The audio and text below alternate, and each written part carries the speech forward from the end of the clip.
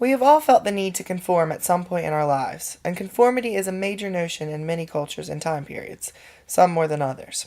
Conformity is the adherence to group norms by group members. There are many examples of this in A League of Their Own. First of all, the society of the time period itself has several norms that the girls are expected to conform to.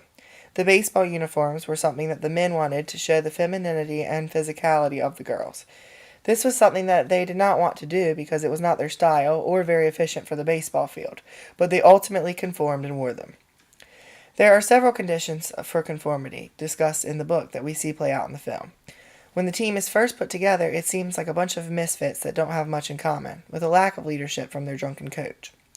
The conditions are the stronger the cohesiveness in the group, the greater is the conformity to group norms.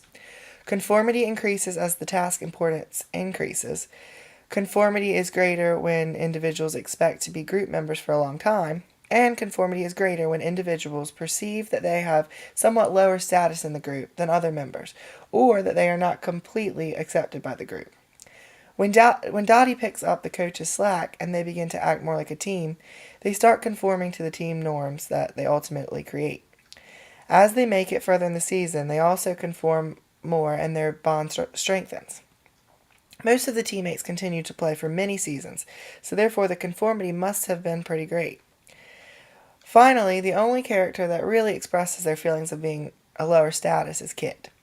We see her try to conform more than most for a long time until she reaches her breaking point and quits conforming at all. Compliance and participation is another element that we see in A League of Their Own. Rothwell mentions that one important way of improving group performance is to encourage participation from group members. This is one thing that is done really well in the film, and I think explains why they ended up being such a successful team.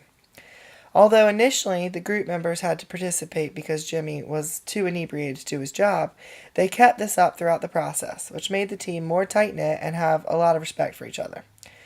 Really, the first quarter of the movie has to do with participation. The talent scout had to go to several different towns to find women to recruit and then convince them to leave their families to participate in the league. Dottie initially did not want to participate in the league, and then years later did not want to participate in the ceremony. She ultimately had to comply because of her sister and her daughter's various pushing. Some of the ways to encourage group participation mentioned in the book are also seen successfully in the movie. Two of these that were clear were to establish cooperative group climate and encourage devil's advocacy and dialectical inquiry. The group climate really was an excellent one. They really became a family by living, working, and playing together during their time on the team.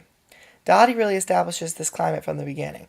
While at first Jimmy is a really miserable leader, we see him grow and become a pretty good coach and friend to these ladies. One thing I think he and Dottie as leaders did well was encourage devil's advocacy.